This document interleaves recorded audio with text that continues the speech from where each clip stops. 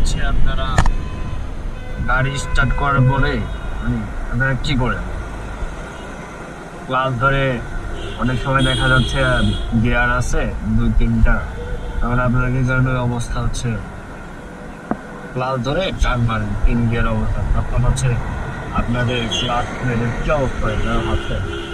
আর যে বলেন না আপনারা বলেন না যে ভাই আমার ক্লাস প্লেট আছে 10,000, 20,000, 30,000 করে চেঞ্জ করা লাগছে বা তাড়াতাড়ি চলে গেছে। তার হচ্ছে একটা কারণ হচ্ছে আপনাদের, দ্বিতীয় কারণ হচ্ছে আপনারা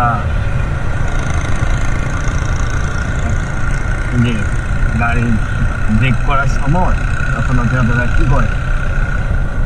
নিশ্চয়ই ব্রেক করার সময় ক্লাস ধরে তারপরে ব্রেক করেন, right? আর যারা হচ্ছে এমনও অনেক অনেক মানুষ আছে 70, 80, 1 লক্ষ পর্যন্ত এক ক্লাস দিয়ে চলে। আপনাদের আপনাদের ক্ষেত্রে এরকম হওয়ার কারণ কি জানেন? আপনি কি করেন, আপনি এক হাতে ব্রেক ধরলেন আর অন্য হাতে কি করলেন? আপনি ক্লাস প্লেট ক্লাস ধরে ধরে রাখলেন, তখন কি গাড়িটা হাঁটবে? আর ক্লাসের কি অবস্থা হবে এটা ভাববেন। সবসময় চেষ্টা করবেন হচ্ছে ক্লাস কীভাবে কম ধরে ধরে গাড়ি চালানো যায়, ঠিক আছে?